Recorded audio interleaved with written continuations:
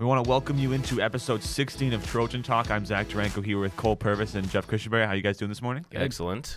That's great. We want to start off with the big news at TA. The TA girls won their quarterfinal game versus South Portland 56-43. The three of us did broadcast that game, and we'll start with Jeff. What did you see from the girls? You know, they had a really good season, lost that last game to Sanford, but, you know, winning that quarterfinal game and moving on to the semifinals. We're seeing the recipe that they need to win these playoff games. It's not going to be one player going off for 30 points. It's not going to be dominating the paint 100%. It's not going to be just hitting a bunch of threes. It's going to be a little bit of everything. I think they had great pressure defense against South Portland. I mean, they came in as the favorites against Sopo. I mean, it was 3 versus 6, obviously. So they kind of did what they had to do. I mean, it's nice to see that they kind of rebounded. I mean, they've won, 6 of 7 games? Yep. So, I mean, that's impressive. They had that little midseason slump, and again, with a lot of COVID issues, other injury issues, you never know what can happen. But now that the team's back together, they definitely have a chance to make a run here. And I think just over South Portland, it was nice to have a big crowd there, too. They don't usually have these double headers. And I was talking to Coach Kamara yesterday, and we could not think of the last time that both boys and girls teams made it to the semifinals, because when you really look at it, our basketball history isn't as illustrious as that you would think, considering how long we've been around. I mean, we've only won one state championship in the last 40 or 50 years. Never in a girls, obviously, but boys just the one. Obviously came close a few years ago too, but it's kind of interesting that, to see both teams in the semifinals next week is going to be pretty cool to see. And good job on the girls getting the job done when they needed to. Yeah, definitely. And Cole, during that girls game, we saw Mackenzie Melendez hit a half-court shot, and we had a comment from you on the air about how you hit your half-court shots. But that was, that's just a little fact there. But broadcasting that game, what do you think TA is going to have to do going up against Scarborough next week? Scarborough was a great team. They're 1-1 against them this year, but what are they going to have to do to win that game? Well, they did their job. They were who we thought they were. They were good enough to win a playoff game. We kind of knew that all season, and they sealed the deal. But they did rely on that third quarter a lot when they beat South Portland 19-5 in that quarter, and if that quarter hadn't happened, they could have lost, so we'll see. But the real test comes against Scarborough. They lost to him once, and they beat him once, so it should be really interesting. Dow can continue to dominate, but she's going to need some help. Sulikowski and Hannah Cook are going to need to hit their threes. This team definitely has a chance, but of course, like I've been saying all season long, you look down the road, and there's Gorham standing in your way, so it's going to be difficult. But you just got to take it one game at a time. They can beat Scarborough, and I think they probably will. Yeah, it's going to be interesting. I just want to add one more thing. It's you mentioned that one quarter in the first half that just didn't look great. I mean, the half court shot ended up being pretty huge because they went on a huge run. Yeah. So it's hopefully. I mean, you don't want to have to bank on that. No pun intended. In the next round against Scarborough. So it should be interesting too, because talking again to Coach Kamara yesterday, the 2 times they played Scarborough, it hasn't really been an equal fight on both ends. Like either one team or the other team has been without one of their star players or a couple of their star players. So it's really tough to scout this game next week. Anything could happen. Yeah, you look at the Class AA girls, both in the North and the South. The first through 4 seeds are both in the semifinals. So Gorham will play Massabesic, TA will play Scarborough on the north side, Oxford Hills will play Bangor, and Cheverus will play Hampton Academy. So definitely some good matchups in the semifinals, but my guess is probably Gorham and TA. I think TA will be able to get by Scarborough, but you never know. TA is going to have to fight in that game. So now we're going to move on to the AA South Boys TA game, which we broadcasted as well. It was a doubleheader, and they won their game versus Scarborough 60-37. Same kind of situation. First part of the game wasn't too good. Scarborough was staying close to TA, and then TA just takes off in the third quarter. Cody Ruff gets into the game, and it was just awesome all around. Looking at TA, good for them. Massabesic will be able to. They're going to be playing Massabesic rather than Sanford. So, what is TA looking forward? Probably South Portland. That's my guess. What is TA going to have to do to move into that spot? Well, yeah, they're going to be huge favorites against Massabesic. I mean, looking at that was a shocking result last night because we had talked a lot about Sanford. It's been a long time since they've had a really good basketball team and made it to the Civic Center and looked like they were in line at least to set up a kind of rubber match against TA. And those 2 teams played 2 pretty great games, including one here where TA got the loss against Sanford, and then Massabesic goes out and wins. I don't know what happened in that game. I saw the score was very low, which happens in the playoffs sometimes. Certainly, just touching on the Scarborough game, it's TA started off strong, Scarborough came back. Biggest part of that game was the Scarborough number one. I don't remember his name at the top of my head. Got in foul trouble. He had 3 fouls in the second quarter, and he wasn't able to play the whole half, end of the first half, and had to play careful the rest of the game. So that game could have gone differently. But TA was the better team. They got the win, obviously, as that was a 2-7 matchup. But against Massabesic, I mean, Massabesic's 7-11. Coming in, or 6-10, one of those two. Yeah. Anyway, they're under 500. So, I mean, look, anything can happen. This TA team, it's been a couple years. It's really, I can't think of anybody, maybe Cody Ruff a little bit, actually played in that game 2 years ago, or any of those games at the Civic Center 2 years ago. I don't think Cody played much. So it's kind of new for them as well, and it's such a different atmosphere, especially, with South Portland in the building, and they're obviously going to play, I forget which game's first. Next Thursday, but either way, they're gonna stick around and watch the South Portland game.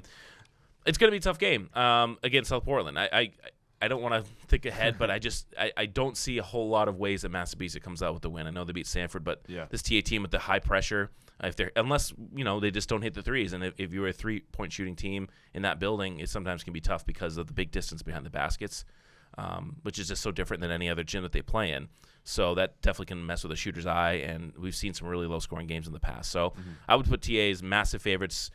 We probably won't do one of these again until after the regional final, Trojan Talk, I mean. So, I mean, if they go up against South Portland, I think it's going to be an uphill battle, assuming South Portland wins their semifinal matchup too. But hey, getting to the regional final with this team would be a great accomplishment, and they have a chance against South Portland. And obviously, they beat them already. So, but yeah, good fortune to play Massabesic, especially in that first game of the Cross Insurance Arena where you really don't know what's going to happen. Yeah. Cole, any thoughts on those matchups? I've said this multiple times, but it's great how much they took advantage of the win over Sanford, the last game of the regular season, because they would be playing South Portland right now in the semifinal, but instead they're playing Massabesic, who's under 500. That's just huge for your season, all your championship hopes. That could really be the difference right there. But I'm not saying I called it because I didn't, but watching Massabesic, we've seen them twice now. They are a team that has the ability to knock somebody off with how physical they are. They stayed within 10 points of TA both times that they played them. Of course, one of the times it was the very beginning of the season, so you can't really take a whole lot from that game. But they have a chance, a slim chance to beat TA, but they could do it. TA and South Portland would be an awesome game. All the history behind that matchup, of course, 2 years ago, TA knocked them off after losing twice in the regular season. This whole tournament is going to be so exciting, and the state championship will be as well. That's looking ahead really far, but could be TA and Edward Little, obviously a rematch of that crazy game a couple weeks ago, or South Portland and Edward Little would be an amazing game. I honestly don't think South Portland has what it takes to win a state championship. They have the individuals, and they're definitely the most talented team in the state, but a team like TA or Edward Little just seems to have better chemistry. I don't know. I just think South Portland, I think they're going to crash and burn either before the state championship or in the state championship. I can see that. If they play EL, I'd give EL the edge. Yeah, me too. Yeah. Now, in TA, I don't know about that. But what do you think? Who do you think is the most important player for TA? Let's call the next 2 games. I would say Cody Ruff. I would agree. Even though he's not a scorer, and we're going to talk to him here in a few minutes. He's not a big scorer, but you talked about the physicality, and if you take Ruff out of this equation, out of the game, there's really not a whole lot of big end strength. I mean, you have Cody Bowker and you have Alicio, but they're not as. Bowker's not as tall, obviously, but he's. I tell you what, when we look forward again down the road next season, it's like they're going to miss Cody Ruff so much because again his touch around the rim is good, not great. His free throw shooting's not that great, but boy, he does so many of the other small things, and I think he's the most important thing, especially if Massabesic gets physical and gets Cody into foul trouble. Then they could struggle, and against South Portland as well. Yeah, I agree. I think that Marcus is just not in that spot yet. He's too much of a shooter. He likes to go for the layups and stuff. So I think that without him next year, it's going to be a struggle. But it is what it is. I think if Davies and Kamari can shoot well from the 3-point line and can move the ball well, I don't think that Cody has to be that big of a player. Because once the 3-point shooting isn't working, they have to go into the paint, and that's where Cody Ruff comes in the equation. I think Anthony Jones is one of their most important players. He's the type of player that can win you a championship with his two-way play. He was so clutch against Sanford, 3 3-pointers in just the fourth quarter. Probably the biggest reason why they won. And then he can get you a clutch steal at any moment. So I would argue, other than Will Davies, he's been their most important player. Even though he's been off the bench, he's been super impactful, especially in these big games. He rises to the occasion whenever they're playing a really good team. So he could make a big play in this tournament. I love basketball season as much as I love the football. I like the football season. The playoffs around here are crazy every day. I mean, literally last night, TA was not playing. I was refreshing Twitter every 2 or 3 minutes to see like what was going on in the other games, and you saw again some upsets, and you saw the buzzer beater the other night with Chevrolet and Portland, which is pretty cool to see. So it's pretty cool, and it's great to when you actually go to the neutral sites here next week, and you can kind of see the other teams playing as well. Should be good. And just again, another plug that WHOU, you can check it out. Zach and I will be doing the Class AA South semifinals for girls. So check that out. You can also watch the boys on there. We're not doing the game, but or announcing the game, I should say, but you can check that out as well. Yeah, looking at just one more time, the Class AA boys bracket, the semifinals for the South. Number 1, South Portland against number 4, Bonnie Eagle. Number 2, Thornton versus number 6, Massabesic. And on the north side, Edward Little, number 1, who almost lost to Wyndham. That was a shocker. Close one. Yeah. We'll play number 4, Lewiston, and then number 2, Oxford will play number 6, Chevrolet. Again, as you said, that buzzer beater, which I've heard is on ESPN now. I have to check that out. Yeah, I tried to find it, but I've heard from some people that it might be on ESPN. But Oxford Hills, by the way, almost lost last night to Bangor. They hit a 3-pointer like in the last couple seconds too. That could have been a 6-7 matchup in that side of the bracket. So basically, EL Lewiston would have been a de facto regional championship. That'll be a good game too next Thursday. Definitely a good bracket in the boys as well. Yeah. So now quickly just to talk about hockey. We haven't done a hockey broadcast in a while, but the boys got a 6-0 win, their 10th win of the season over South Portland last night. They were 9-2, lost a few games to Lake Region and Edward Little, 2 very good teams. But, at their 10th win, that's a good milestone to work forward from. And, I mean, not much to talk about. They got a good team. They got a lot of superstars. Hopefully we'll get a broadcast from them in the future. But you guys have any thoughts about the hockey team? Well, I was at that game last night, and it's just crazy how hockey is. So I went into that game thinking South Portland is ranked higher, Yep. In the heel points. So I'm like, this could be a good game, and they just came out. TA just came out blazing. And look, the South Portland goalie did not play well. I mean, he gave up pretty much all those goals. All the goals in the first 2 periods, and almost all of them in the first. I think it's 4 goals in the first. Yep. And honestly, the goals themselves were guys who skate in the zone, and they'd kind of go top shelf, and they beat them. Like they scored 2 goals in about 12 seconds or something right there to go up to 3-0 at that point. So it just shows you how crazy hockey is. I mean, I don't know much about South Portland team at all. It's like South Portland, Freeport, Waynefleet or something. But yeah, your goalie has a bad night, and boom, you're down 3-0, and that's all it is. So what I do like, I definitely notice the team chemistry around TA, just observing them when they're coming on and off the ice. They have a great coaching staff's been there for a long time. So I think they definitely have a chance. And it's going to be weird because if you look at the brackets, they're probably going to get 1 home game because they're going to be probably around the 5 or 6 seed, depending on how things shake out. There's still 3 games left, of course. But so they'll have 1 home game and then go on the road because there's a ton of teams in Class A. So, but it obviously they showed last night they were playing in Portland at the old Portland Ice Arena. It's called the Trube Arena, I think now. So yeah, great win last night. I mean, 6-0 is 6-0 no matter what. And the fact that they didn't give up a goal either helps. And yeah, definitely a contender in the playoffs. Yeah, they still have a few more games left. Hopefully we can get 1 more before the end of the season. But to round out our TA sports section, we're going to have an interview with the TA basketball senior, Cody Ruff. All right, we're joined now by Cody Ruff of the boys basketball team. How you doing today, Cody? I'm doing good. How about yourself? Pretty good, not too bad. It's a nice warm up day out today. Vacation's coming up, and obviously the college high school basketball tournament's coming up. So let's first talk about the game the other night, playoff game. Talk about first just the atmosphere, like going into that. I mean, the student section has really shown up this year for most of your games, and it was no exception there. What is it like playing that kind of atmosphere, especially given that for a lot of you guys it was your last game at Liddell Gymnasium? It's definitely an exciting atmosphere. I mean, the fan section is going to be packed. You know that there's going to be people watching. There's going to be all kinds of pressure. But having experience from years before of being in environments like that, and even from other sports, you know that you just got to keep the vision on yourself, keep the tunnel vision, keep focused on what you got to do, get your job done.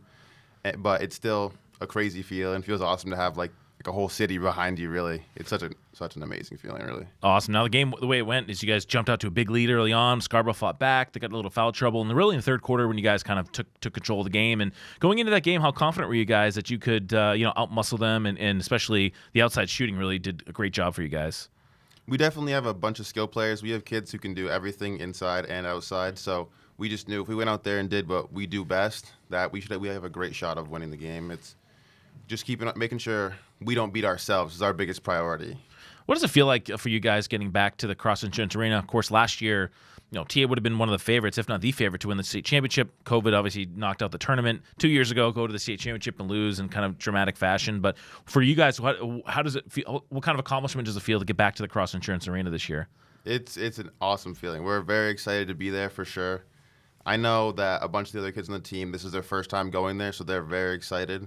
But regardless of the arena we're playing in or whatever court it's on, we just got to stay focused on what we do in our game and doing our thing out there.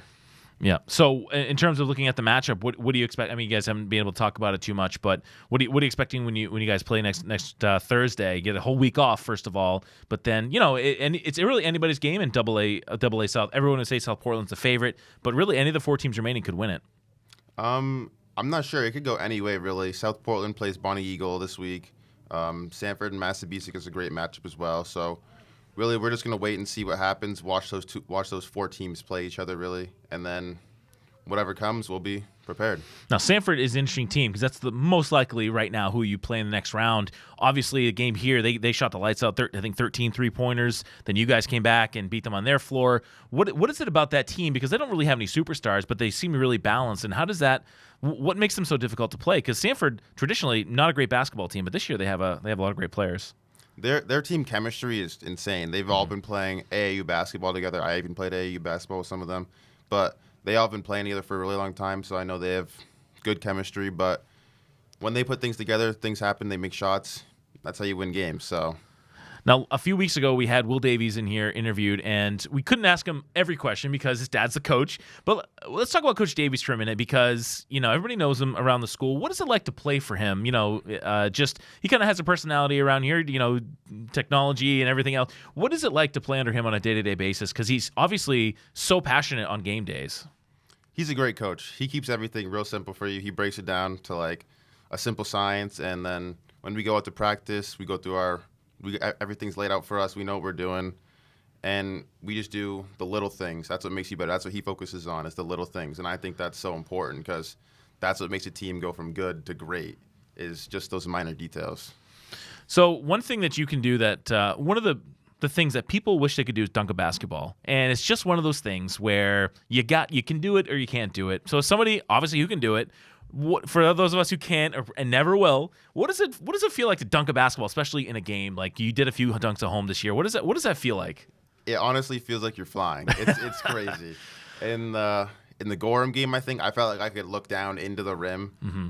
I obviously couldn't, but it felt like I was up there for so long. It's an awesome feeling because then you get the whole stands cheering and the environment gets way more amped up. It's one of the best things there is. How old were you when you first dunked?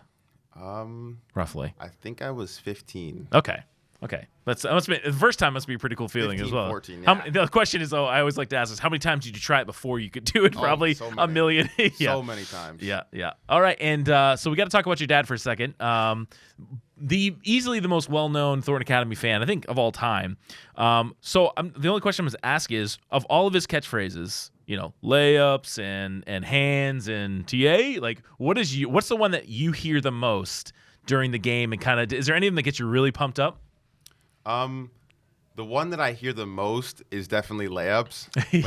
When anyone gets a breakaway, it's always layups. But the one that works, that's like the most personal for me, is turn. Because whenever I'm running back on defense, sometimes you forget to look and you miss your man. He says turn, it's like, all right, I got to find my man. It's actually pretty helpful. See, that's one that I don't think people hear all that much, because the layups one that's my favorite because you can hear it always on the thing. But we've really enjoyed it. He's been here. He's like a legacy here with all your brothers that have come through here. So hopefully he comes back to some more games next year where he has a spot in the stands whenever he wants. Just wrapping up here, just in general, looking at this tournament, what would it mean for you and the other guys to win a state championship this year? TA's come really close the last few years, and again, would it probably have been the favorites last year? But what would it mean for this team to come out on top this year? I honestly think it would mean everything because we have a great group of guys. We're all super motivated, and we're kind of been ranked as the underdog this year. So I think that being able to prove people wrong, that's a huge personal character moment that everyone wants to experience. Awesome. And you want to give any shout outs to your social medias out there? People to drop you a follow? You can check out the Instagram at Cody Ruff _. Awesome. Thanks, Cody, and good luck next week. Thank you very much. Thanks for having me. All right, we want to thank Cody Ruff for coming in, and we're going to switch to professional sports here and open up with the Celtics, who were on a 9-game winning streak until it got snapped by the Pistons. But they were playing pretty unbelievable in that stretch. So what are your thoughts, Zach? I'll start with you on that win streak, and how far can they go? What does this mean in the bigger picture? Well, I like the Celtics. I like how they're playing. I think the loss to the Pistons sucks because, the Pistons are the Pistons. They're having a struggling season, and they played right up until the end. But, the Celtics were playing well. I think they were moving the ball. The Derek White trade, I think, was most important, getting rid of Romeo Langford and Josh Richardson. But I didn't like the Daniel Tice pickup in the trade deadline. But they're a good team. I can't call them a contender yet, just because I feel like this is what they do. They get a couple wins, and then they lose a couple, and then it's just inconsistent through the rest of the year. But I saw this thing on 538 is listing them as the number one choice to win the finals this year, and I'm like, it's too early. It's 9. You get 9 wins, and you can't just call that out. That's the nerds taking over. Analytics. Yeah. According to my analytics, they are going to disappoint. Yeah. It's just I really hope they I want to don't see that formula. because I'm not sure what they'll do next year. There's no formula. Yeah. But it's a good team, and I'm excited to watch them in the. Well, you look at talk radio over the last few days, even before the Pistons lost. It was like everybody turned the corner when they get their 9 straight. Like, are you buying in? And I think for as much as I'm not a big fan of Christian Fourier on WEI, I don't think he's that great at it. But he had an interesting point. He's basically saying, like, what does buy-in mean? Does buy-in mean you think this team can win a championship? Does this mean do you think that they're not going to be an embarrassment like we thought they kind of were for the whole year, that they're going to be out in the first round? And which is a good point, because like if you buy in thinking they win a title, I don't think there's much data to support that, because again, the records are a little bit skewed. If you look at the Nets, if you look at the Sixers, you look at the Bucks, it's like, do you really think that those teams are going to play as poorly as they have in the regular season when the playoffs come? No, they're all going to play a little bit better. Their superstars are going to rise to the top, and I just don't see the Celtics having enough depth to make a deep run. Could they win one series? Yeah, I mean, that's why it's so important for them to keep winning, because they need, not about being at home in the first round, that doesn't really matter, but playing the worst possible team as you get up there. So, but with so many teams, looking not so great in the record column, it may have to play in a tough team like the Heat or somebody in the first round. So, do I buy in that they're better than I thought they were for a while? Yes. I mean, this is where they should be, right? Everybody says that there should be a top team in the East, so they should. So then the question becomes, what happened in the first 2/3 of the year? Yeah. It's like you can't just say it's injuries, because everyone has injuries and COVID stuff. So, I mean, it's nice. I mean, the Tice pickup, I like Tice, but obviously they gave up too much for him, I think. But do I think they're going to win a championship? No, I don't think they're going to make the Eastern Conference Finals, but. I mean, it's a little encouraging sign. It'd be better than them finishing under 500 or finishing in the 9th or 10th seed. But nice for them, and for the Green Teamers who love watching these games. I mean, nice little win streak for them. But I don't think it means they're ready to go. They're not the Suns. They're not these other teams that are just rolling off win after win. Yeah, they can beat any team on any given night. But over a 7-game series, it's a totally different story. Hopefully for them, they're not peaking at the wrong time. I think that's what might be happening. Brad Stevens, very aggressive at the deadline, obviously. Derek White's made an impact. I've always thought he was a really underrated player. And Jaylen Brown's been a big part of their turnaround as well. So I want to ask you, was he snubbed for the All-Star team, Zach? I think he was, but I'm not sure how the All-Star game works in the NBA. But if it's similar to the NHL, it's every team has to have one player go, and then whatever's left over, there might be some spots for second players, but which I think is stupid. I don't think the All-Star game should be participation. So yes, I think he was snubbed from that spot because, like, talk about the NHL All-Star game, which is a little while ago. Like Brad Marchand didn't go, and some Nick Suzuki from Montreal who had 15 points in the first part of the season went because every team has to have somebody go. So it sucks, but I think I've listened to Jaylen Brown talk about it because I know Jason Tatum is going, and they gave him like the All-Star jersey and the ball before one of those games, and he was like, I'm just moving forward. I'm just going to keep working, after the break. So I think he got snubbed from it, but I think he's going to put work in, take some rest, take a couple days off, and then start to get back to work, and hopefully they can keep that winning streak going. I'm going to say this question is irrelevant because the All-Star game is irrelevant. All-Star games are the dumbest thing now in sports. When I was a kid, I'm bringing back, it's like the All-Star game was was a very fun thing, especially the dunk contest. And now the dunk contest is you don't even have to be an all-star to be in the dunk contest. They pick these random rookies who okay, so the dunks are pretty cool. But I watched Vince Carter, put on that show in New York. I remember watching that. It was like the most incredible thing I've ever seen. In some of the other years after that too. Is he an all-star? Maybe, maybe not. I mean, I don't care. I want to know is he a champion star level player? Like how many times you've seen? I mean, the Pro Bowl is much of a joke. I mean, Mac Jones being a Pro Bowler. I mean, who cares? Like, it's not a big deal. He's like the fourth guy down, and guys drop out even in the NBA. The game itself is kind of a farce. They don't play any defense, so. It's just such a. I feel like this is just like a talk radio thing. You have to ask it. You have to talk about it. The fact is, if Jaylen Brown, if it affects his play, they didn't get picked for the All-Star team, then shame on him because who cares? It's not like their money is tied to how many All-Star teams they make, or someone's not going to give him a max extension because he was on the cusp of being an All-Star in 2022.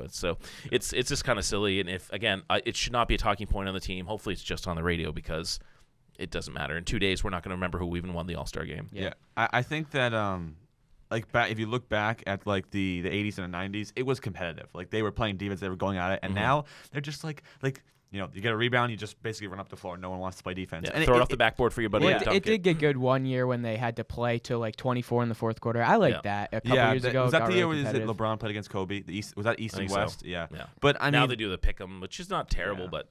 But the thing is, like the All-Star game now is all about recruiting. It's the only most important thing that comes out of it is, okay, do you want to play with me? All right, your deal's up in 1 year, mine's up in 2 years. So you force a trade next year, and that's literally how like the Nets came to be. They say they all conspired during one of the All-Star games to come together. So that for me that's the most that comes out of it. Yeah, I also hate All-Star games, especially the Pro Bowl and like All Pro in the NFL. What do these people from the AP know about like punting? Like right. People that have no idea how to play the sport or play the certain position are voting on who's the best. It's just stupid. Same with the Hall of Fame. Yeah. Hall of Fame's just as dumb. Yeah, and so it's in every sport too. You look at why is the media members? Why are they the smart ones? I know they watch the games a lot, but I watch the games a lot too. But it should be a combination. All-Star games, they have fan voting in All-Star games. That's why it's like, come on. You look at like in the NHL, Patrice Bergeron. He's the best defensive forward. He should win the Selke every year. But there was one of the people who votes for that said to a media reporter said, I think he deserves it, but I don't like picking him year after year. Well, you should pick him year after year if he's the best defensive forward. So it's stupid. I think that some of those people aren't qualified for the jobs. Kind of like the Aaron Rodgers situation. You all heard he's the biggest jerk in the NFL, so I'm not going to vote for him. So some guy said. Yep. Exactly. Shows the whole story right there about All-Star games and all that stuff. But I want to switch to the Super Bowl. The NFL season, unfortunately, over. I don't know what I'm going to do for the next 6 months. Nope. But the Rams win 23-20. Cooper Kupp with a game-winning touchdown, and he was the MVP. That Bengals O-line just couldn't hold up at the end. So thoughts on the Super Bowl? What did you see from that game? I don't really care who won. I like the Rams, like the Bengals. I think Matthew Stafford deserved it. I think he played well. Aaron Donald, the same thing. Like it was nice afterwards to see them enjoy and play well. But the refs terrible in that fourth quarter. That's all I can say. It's just you can't not call anything the whole game and then fourth quarter go, we're just gonna start throwing the flag because we want to. There were some holding calls and some pass interferences that were bad. But I mean, either way, I don't think that the Bengals would have won that game, even if they would have gotten the calls the right way. So. I would say, I don't want to be a party pooper, but I would say the Super Bowl was a mediocre game to end a mediocre season. I think take out the divisional round of the playoffs, which is unbelievable, fantastic. Okay, that conference championships. There was So that was great. I didn't like the 49ers Green Bay game. It was the only game I didn't like of the whole playoffs. I get that, but if you take the whole season in general, there wasn't any great. I mean, there wasn't any great teams. I think the Rams, you put them in previous years, they're a top team, but not as good. The AFC was. I mean, it's always going between parity and you want parity, but are the teams really that great? As far as the game goes itself, I mean, the ending was kind of cool. I thought 100% the first holding call was atrocious. Like you can't call that in that situation. Would have set up a 4th and 8, basically a 4th and goal with the game on the line. That would have been a really exciting ending. But I mean, the Rams, they're probably the best team. And it's gonna be interesting because they're not gonna be able to hold all that together because they have tons of expiring contracts. So we'll see where they go. The game itself, I thought the halftime show definitely stole the show. I know that everyone of your generation doesn't agree, but for everyone in my generation, oh my gosh, that was the best halftime show I've ever seen. Yeah, that was and good. I will say this: even if you don't love Dr. Dre, Snoop Dogg, whatever, I think that's the template for future halftime shows. Don't do this like, oh, we're doing The Weeknd, or we're doing Lady Gaga, or we're doing U2. Have an all-star group, because then you have a little bit for everybody. Yeah. You play their hits. I don't want to hear any deep tracks or their new tracks for any of these artists during the Super Bowl halftime show. Give me something I can sing to, and that was pretty cool. So, it sucks that football's over. We can start looking out the draft in a couple months. But Not a great draft. No. Oh, certainly It's not. a defensive draft. Patriots need some players, but Because- looking at the mock draft, I was like, I don't even know what some of these top 5 guys are. There's only like one quarterback in the top 10 right now, which is not good for some teams. But as a Falcons fan, I'm happy. We needed a defensive lineman. That's all we I feel need. good. The only thing about the Super Bowl, too, I'll finish up my thought, is I think Aaron Donald should have been MVP. I understand that Cooper Kupp had good touchdowns. It's not like he had 200 yards receiving. But Aaron Donald was the reason that they won that game, because that second half he dominated the last play of the game. Sure. He was the one who got to the quarterback, and it would have been really cool to see a defensive player win, which very rarely happens. But good for the Rams. They went all in. They won. Will they be able to keep it together? No, I don't think McVay lasts. He'll coach next year, but within 2 years he'll be in the booth, because why not? We can make almost $20 million a year doing a heck of a lot less work. Yeah, I think you're being a little too negative about the NFL season. I think this playoffs just showed why the NFL is the best sport in the world. If you don't follow the NFL, I honestly think you're missing out. With that divisional round and then the conference championship, like, think about that AFC championship. Those are games that the Chiefs always win. At home, they dominate in the first half. Like, I thought there was no chance for Cincinnati to come back, and they did. Cincinnati goes to the Super Bowl. That's just crazy. But what an NFL season, and I can't wait for next year. It's going to be great. So I just want to ask you. Nah, it was I've the seen best. a lot more than I think. Honestly, though, I'm curious to see going forward how the extra game affects everything. Yeah. To see if the play isn't as great, especially early in the season. If guys, now that they've been through a whole season, they know, like, okay, well, geez, this is a longer season. Just the one game can be a big deal. So Yeah, we'll see. I don't want load management in the NFL though. That's the problem. I think you may see that if especially these playoff teams. If like you're the Chiefs, like you're going to the AFC title game probably. So like, why play Tyreek Hill every single snap? Yeah. I hope that doesn't happen. But What I want from next year is the one thing I want. I want a fantasy football year with like minimal injuries. I hate luck. I hate fantasy football not in gonna the happen. fact like last year was so bad. What was it? It was friggin' Saquon Barkley was out. Christian McCaffrey didn't play like a single game. It was Derrick Henry. It was terrible. especially with COVID stuff now too. Yeah. Quick question, just a fun question to end off here. What is your favorite favorite basketball playoff moment of all time? It can be pro sports, college, high school. Just give me one quickly off the top of your head. I'm gonna have to go. It was if you know your college basketball, Villanova beat UNC on the game-winning shot. The year after UNC beats Villanova on the winning shot after that. I'm a big Roy Williams fan, so that was a big. I liked watching that game. I That hate was UNC. uh-huh. So I'm a Duke fan, so But it was just cool because like Villanova hits it, everyone's like, oh, it's sad. And then next year they go out and they hit a game-winning shot. So that was cool. I'm gonna go off the rails here a little bit because I couldn't think of one big one because it's been a while since the Celtics won and Duke won. But I would say, even though I don't like a lot about him, I mean, LeBron James, like one of the best players ever, 100%. I just don't like his personality, whatever.